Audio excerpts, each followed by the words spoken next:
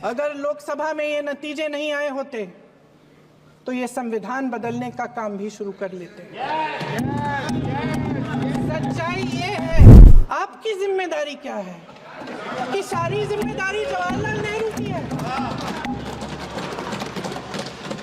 एक उदाहरण दे देती हूँ, हिमाचल की सरकार को तोड़ने की कोशिश किसने की? पैसों के बल पे की गोवा की सरकार। तमाम उदाहरण है। राजस्थान की क्या ये सरकारें जनता ने नहीं चुनी थी? क्या संविधान इन पर लागू नहीं था? श्रीमती प्रियंका गांधी वाड्रा।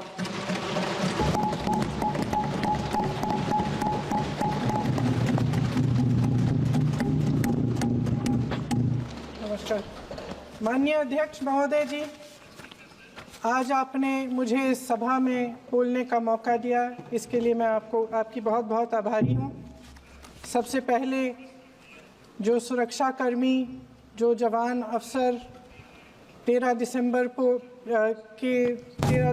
को संसद की सुरक्षा के लिए शहीद हुए, उनके प्रति मैं श्रद्धांजलि व्यक्त करना चाहती हूँ।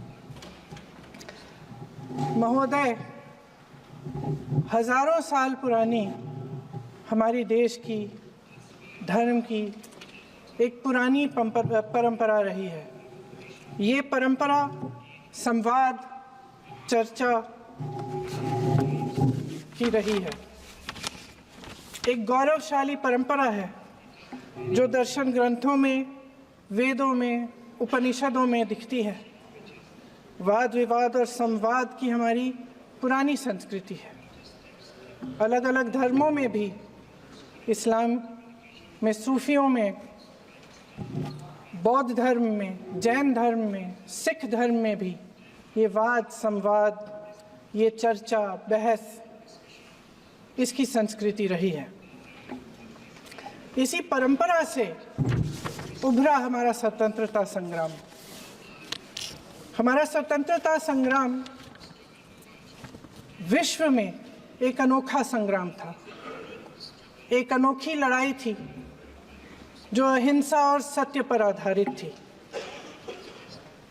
ये वाद संवाद की जो परंपरा है, इसको इस संग्राम ने आगे कैसे बढ़ाया? क्योंकि ये जो संग्राम था, ये जो लड़ाई थी हमारी आज़ादी के लिए, एक बेहद लोकतांत्रिक लड़ाई थी।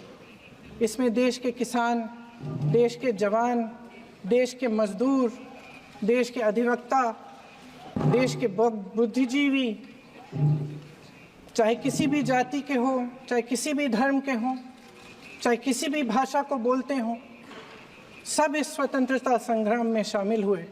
सब ने हमारे देश की आज़ादी की लड़ाई लड़ी।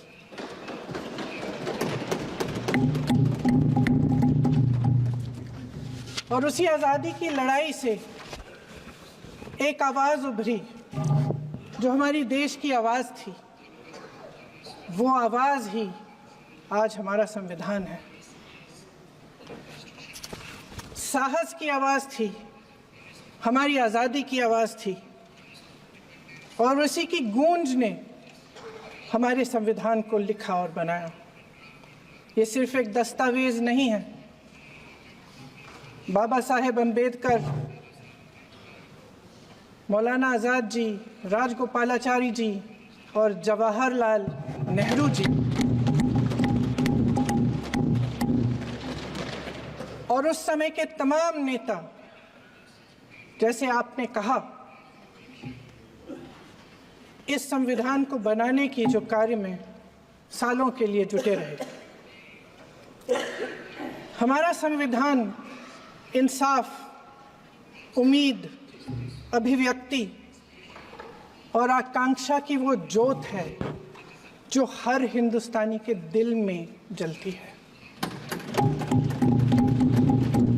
अध्यक्ष महोदय, इस ज्योत ने हर एक भारतीय को ये पहचानने की शक्ति दी कि उसे न्याय मिलने का अधिकार है, कि उसमें अपने अधिकारों के लिए आवाज़ उठाने की क्षमता है, कि जब वो आवाज़ उठाएगा तो सत्ता को उसके सामने झुकना पड़ेगा।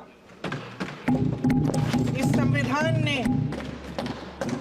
हर एक देशवासी को ये अधिकार दिया कि वो सरकार बना भी सकता है और सरकार बदल भी सकता है। ये जोत जो हर हिंदुस्तानी के दिल में जलती है, उसने हर हिंदुस्तानी को ये विश्वास दिया कि देश की संपत्ति में, देश की दौलत में, संसाधनों में उसका भी हिस्सा है, कि उसे एक सुरक्षित भविष्य की उम्मीद का अधिकार है, कि देश बनाने में भी उसकी भागीदारी है। उम्मीद और आशा की ये जोत मैंने देश के कोने कोने में खुद देखी है। उन्नाव में मैं एक रेप पीड़िता के घर गई, उसे जलाकर मार डाला था। वो शायद 20-21 साल की होगी। हम सबके बच्चे हैं। हम सोच सकते हैं कि अगर हमारी बेटी के साथ बार बार बलात्कार हुआ और फिर जब वो अपनी लड़ाई लड़ने के लिए गई तो उसको जलाकर मार डाला गया होता तो हम पर क्या बीतती। मैं उस बच्ची के पिता से मिली। उसके खेत जलाए गए थे, उसके भाइयों को पीटा गया था, उसके पिता को बाहर से, घर के बाहर घसीट कर मारा गया था। उस पिता ने मुझे बताया कि बेटी, मुझे न्याय चाहिए। मेरी बेटी अपने एफआईआर को दर्ज करने के लिए जब जिले में गई तो उसको मना किया गया। अगले जिले में जाना पड़ा उसे। वो रोज सुबह 6 बजे उठकर तैयार होकर अकेली अपने मुकदमे को लड़ने के लिए अगले जिले में ट्रेन से जाती थी। उसके पिता ने मुझे कहा कि मैंने उससे कहा, बेटी अकेले मत जाओ, छोड़ दो ये लड़ाई। लेकिन उसकी बेटी ने उसको जवाब दिया कि नहीं पिताजी, मैं अकेली जाऊंगी, मैं लड़ूंगी, ये मेरी लड़ाई है, मैं इसको लड़ूंगी। ये लड़ने की क्षमता, ये हिम्मत उस लड़की को और करोड़ों भारत की नारियों को हमारे संविधान ने दी। आगरा में मैं अरुण वाल्मीकि के घर गई। अरुण वाल्मीकि पुलिस स्टेशन में काम करता था, सफाई का काम करता था। आप सोच सकते हैं हमारी तरह उसका भी परिवार था। नई नई शादी हुई थी, 2-3 महीनों का बच्चा था। पुलिस स्टेशन में चोरी हो गई। चोरी का इल्जाम उस पर लगाया गया। उसके पूरे परिवार को उठाकर पुलिस स्टेशन में ले गए। आप हंस रहे हैं, लेकिन ये गंभीर बात है। और क्या गंभीर बात। शर्म करो, शर्म। अरुण वाल्मीकि को पीट पीट के मार डाला, उसकी बीवी को पीटा, उसके पिता के नाखून निकाले, उसके पूरे परिवार को पीटा गया। जब मैं उस जवान महिला से मिलने गई जो अभी अभी विधवा हुई थी, तो उसने मुझे कहा कि दीदी, हमें सिर्फ एक चीज चाहिए, हमें न्याय चाहिए और हम इस न्याय के लिए लड़ते रहेंगे, चाहे कुछ भी हो जाए। ये हिम्मत उस महिला को हमारे संविधान ने दी।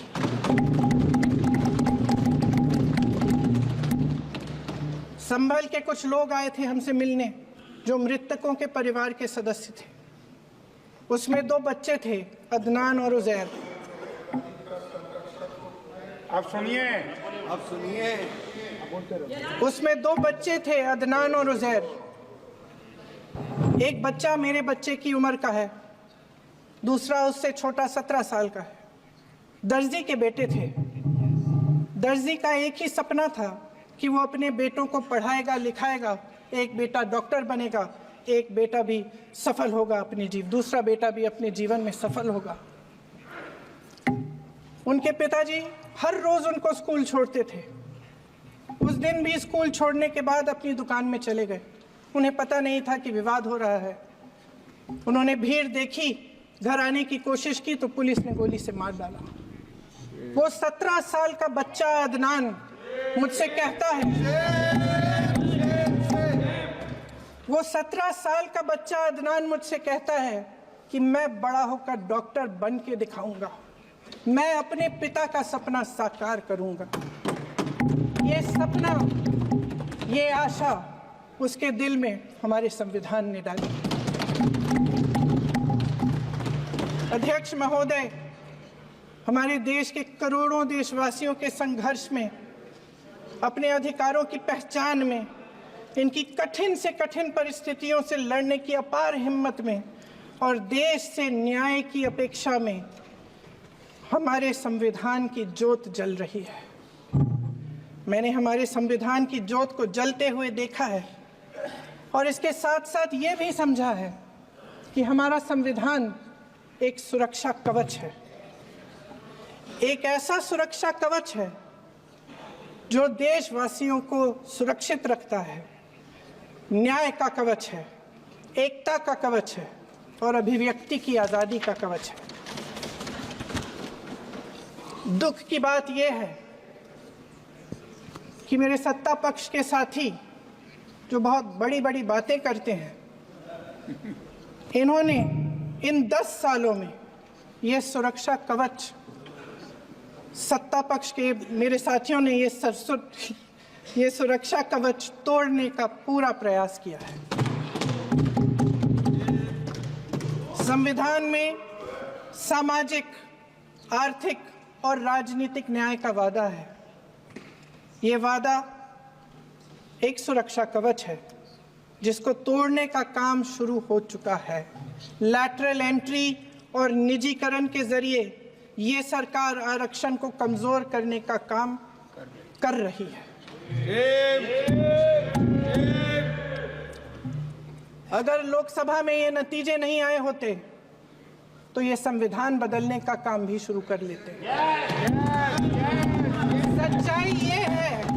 सच्चाई ये है अध्यक्ष महोदय कि आज संविधान बार बार इसलिए कह रहे हैं क्योंकि इस चुनाव में इनको पता चल गया कि इस देश की जनता ही इस संविधान को सुरक्षित रखेगी,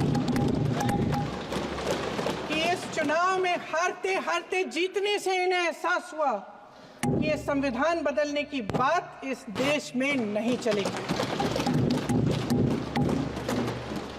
आज जनता की मांग है कि जाति जनगणना हो।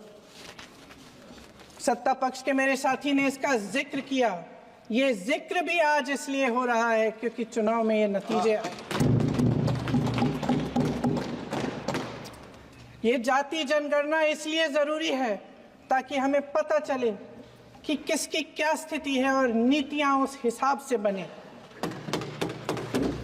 इनकी गंभीरता का प्रमाण ये है कि जब चुनाव में पूरे विपक्ष ने जोरदार आवाज उठाई कि ये जाति जनगणना होनी चाहिए, तो इनका जवाब देखिए। इनका जवाब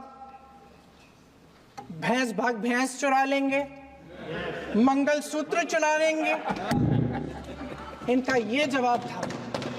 ये गंभीरता है इनकी जाति जनगणना पर। महोदय, हमारे संविधान ने आर्थिक न्याय की नींव डाली, किसानों, गरीबों और को जमीन बांटी, भूमि सुधार किया, जिसका नाम लेने से कभी कभी आप झिझकते हैं और कभी कभी उनका नाम धड़ाधड़ इस्तेमाल किया जाता है अपने आप को बचाने के लिए।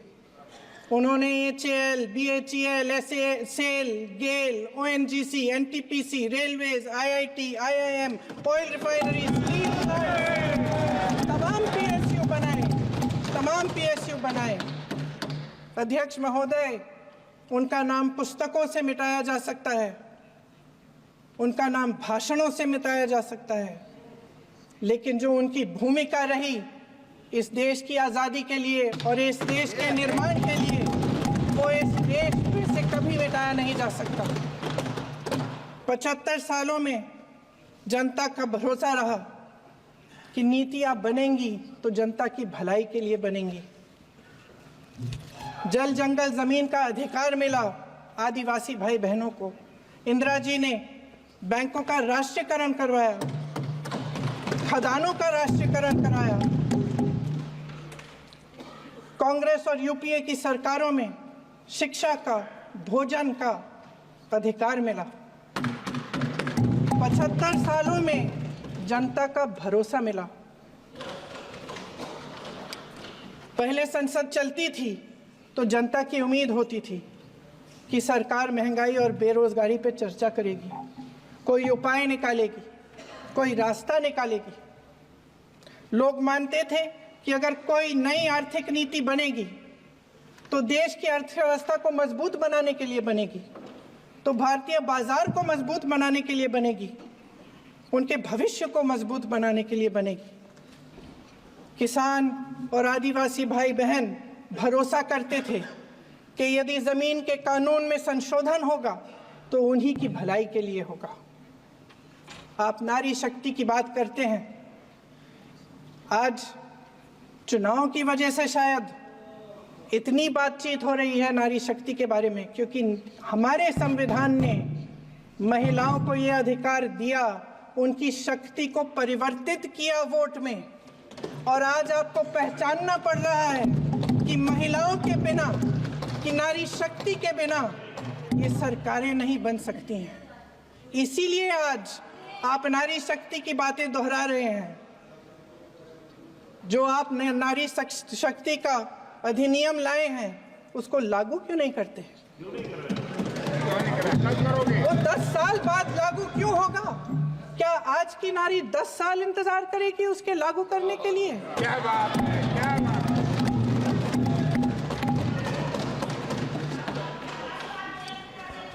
आज संसद में बैठे हुए सत्ता पक्ष के मेरे साथी ज्यादा से ज्यादा अतीत की बातें करते हैं।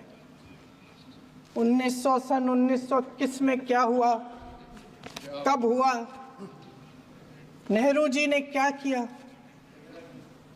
अरे वर्तमान की बात करिए, देश को बताइए आप क्या कर रहे हैं, आपकी जिम्मेदारी क्या है? कि सारी जिम्मेदारी जवाहरलाल नेहरू की है। अध्यक्ष महोदय जी, ये सरकार आर्थिक न्याय का सुरक्षा कवच तोड़ रही है।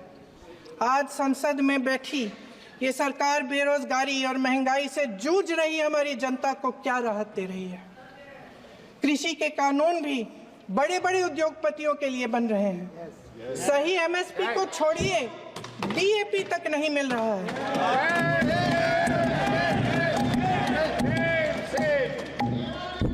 वायनाड से लेकर ललितपुर तक इस देश का किसान रो रहा है। आपदा आती है तो उसको कोई राहत नहीं मिलती। भगवान भरोसे है आज इस देश का किसान, उसको छोड़ दिया गया है। आज हिमाचल में देखिए, जितने भी कानून बने हैं वो सब बड़े बड़े उद्योगपतियों के लिए बन रहे हैं। हिमाचल में जो सेब उगता था उसके जो छोटे छोटे किसान हैं वह रो रहे हैं, क्योंकि एक व्यक्ति के लिए सब कुछ बदला जा रहा है। सुनने की हिम्मत रखो। मैं अध्यक्ष महोदय जी, अध्यक्ष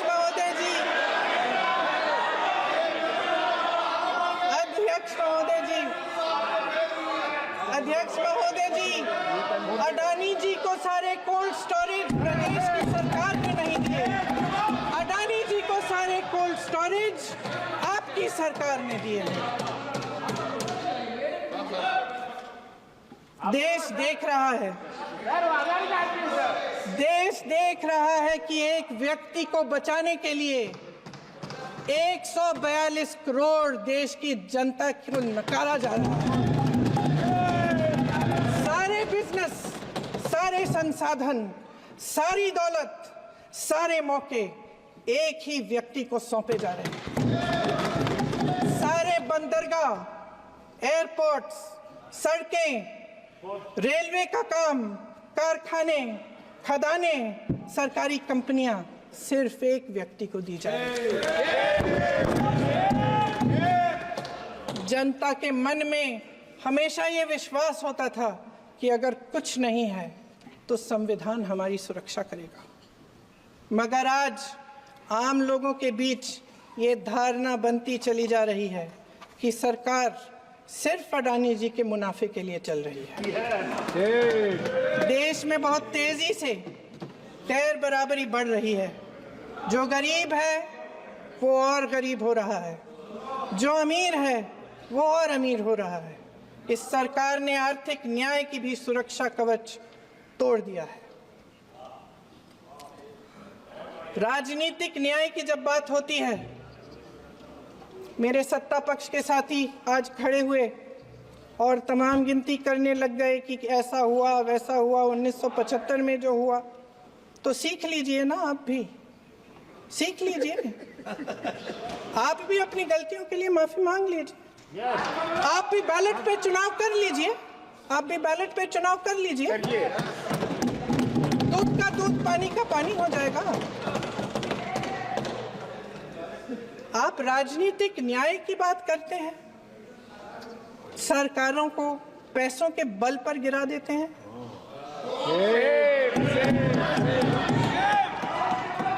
मेरा आग्रह है कि अपन संविधान में सकारात्मक बोले।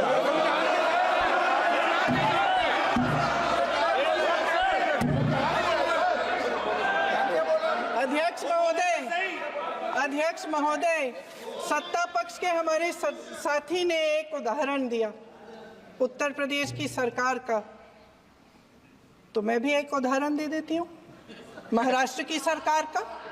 मैं भी एक उदाहरण दे देती हूँ हिमाचल की सरकार को तोड़ने की कोशिश किसने की, पैसों के बल पे की, गोवा की सरकार। तमाम उदाहरण है। राजस्थान की क्या ये सरकारें जनता ने नहीं चुनी थी? क्या संविधान इन पर लागू नहीं था? पूरी देश की जनता जानती है कि इनका हंसती है, जानती है कि इनके यहाँ तो वॉशिंग मशीन है।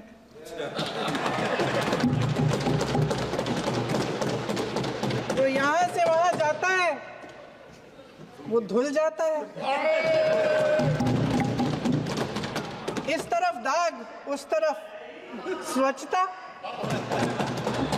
और मेरे कई ऐसे साथी हैं जो इस तरफ होते थे उस तरफ चले गए, मुझे दिख भी रहे हैं, वॉशिंग मशीन में शायद धुल गए हैं।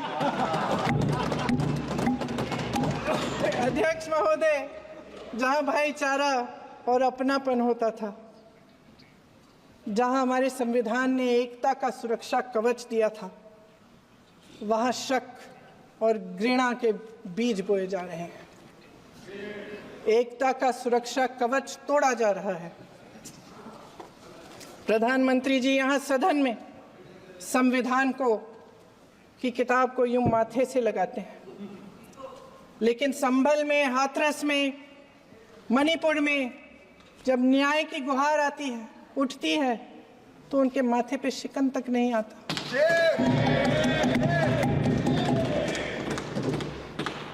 शायद समझ नहीं पाए हैं कि भारत का संविधान संघ का विधान नहीं है।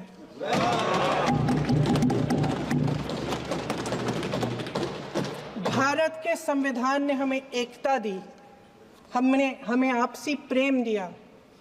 उस मोहब्बत की दुकान जिस पर आपको हंसी आती है, उसके साथ करोड़ों देशवासी चले। करोड़ों देशवासियों के दिल में एक दूसरे के लिए प्रेम है, घृणा नहीं है।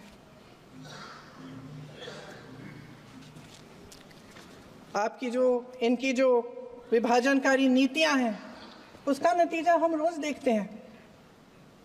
राजनीतिक फायदे के लिए संविधान को छोड़िए, देश की एकता को भी ये रख नहीं सकते, इसकी सुरक्षा नहीं कर सकते। हमने संभल में देखा, मणिपुर में देखा। दरअसल इनका कहना है कि अलग अलग इस देश के अलग अलग हिस्से हैं, लेकिन हमारा संविधान कहता है कि ये देश एक है और ये देश एक रहेगा। जहां खुला विवाद होता था, अभिव्यक्ति का सुरक्षा कवच होता था, इन्होंने भय का माहौल पैदा किया है। सत्ता पक्ष के मेरे साथी अक्सर 75 सालों की बात करते हैं, लेकिन इन 75 सालों में ये उम्मीद, आशा, ये अभिव्यक्ति की ज्योति कभी थमी नहीं, कभी बुझी नहीं। इस देश की जनता ने खुलकर आलोचना की, निडर होकर धरने किए, प्रदर्शन किए। जब जब जनता नाराज हुई तब तब सत्ता को ललकारा, उसे चेतावनी दी, बड़े से बड़े नेताओं को कटघरे में खड़ा किया, उनसे जवाब मांगा, न्याय मांगा।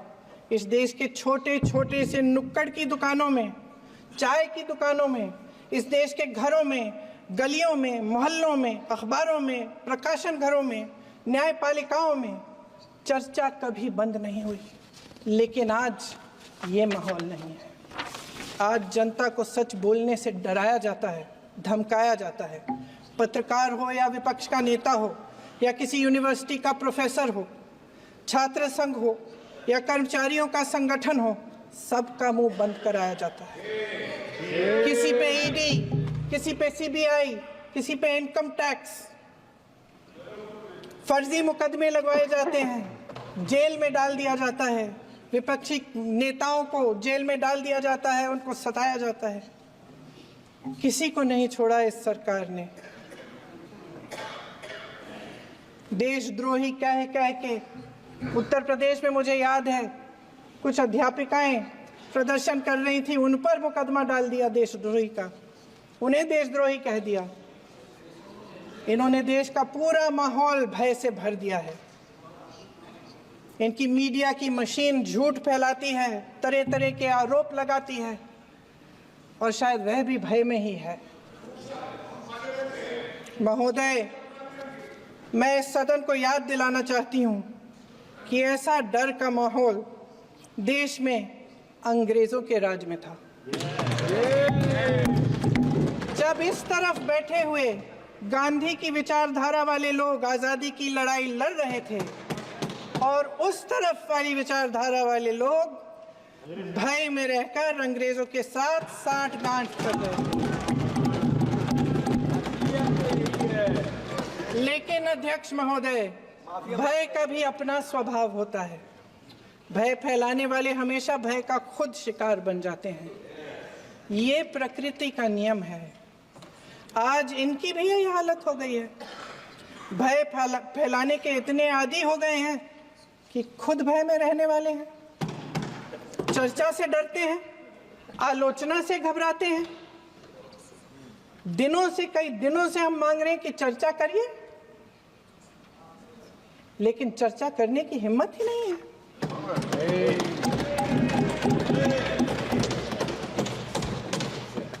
एक कहानी होती थी अध्यक्ष महोदय, शायद बचपन में आपने भी सुनी होगी। राजा भेष बदलकर बाजार में आलोचना सुनने जाता था। ये सुनने जाता था कि प्रजा मेरे बारे में क्या कह रही है, मैं सही रास्ते पे चल रहा हूं कि नहीं। लेकिन आज का राजा, भेष तो बदलते हैं आज के राजा, शौक तो है उनको भेष बदलने का, लेकिन न जनता के बीच जाने की हिम्मत है और न आलोचना सुनने की। महोदय, मैं तो सदन में नहीं हूं।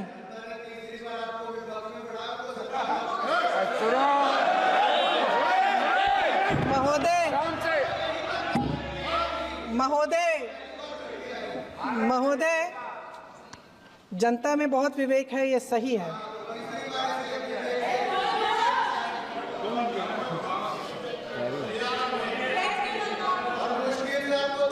अच्छा महोदय, मैं सदन में नहीं हूँ,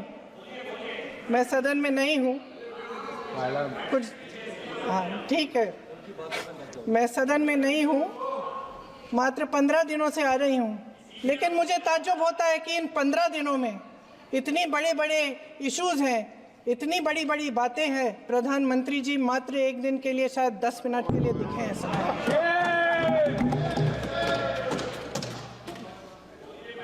बात यह है अध्यक्ष महोदय जी कि ये देश भय से नहीं, साहस और संघर्ष से बना है। इसको बनाने वाले देश के किसान, जवान, देश के करोड़ों मजदूर और गरीब जनता है। संविधान इनको साहस देता है। मेहनती मिडिल क्लास है और इस देश के जो करोड़ों देशवासी हैं, जो रोजाना भयंकर परिस्थितियों का सामना करते हैं, उनको साहस देता है। वायनाड में जो आपदा आई, उसमें एक छोटा लड़का था 17 साल का। 6 घंटों के लिए उसने अपनी माँ को बचाने की कोशिश की।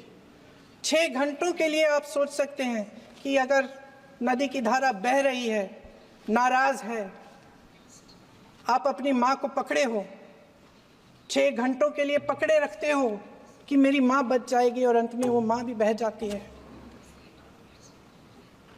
उस लड़के का साहस,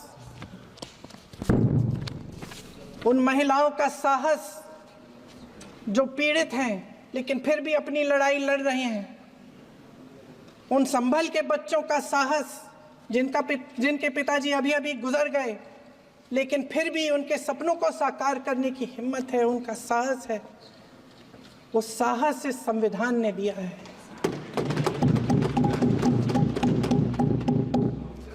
वो आत्मविश्वास इस संविधान ने दिया है। ये देश भय से नहीं चल सकता, ये देश साहस से ही चलेगा। भय की भी सीमा होती है और जब वो सीमा पार हो जाती है, जब किसी को इतना दबाया जाता है कि उसको लगने लगता है कि अब मेरे पास खोने के लिए कुछ नहीं है, तब उसमें एक ऐसी शक्ति पैदा होती है जिसके सामने कोई कायर खड़ा नहीं हो सकता। ये देश कायरों के हाथों में ज्यादा देर तक कभी नहीं रहा है। ये देश उठेगा, ये देश लड़ेगा, सत्य मांगेगा, सत्यमेव जयते। जय हिंद। अखिलेश, मैडम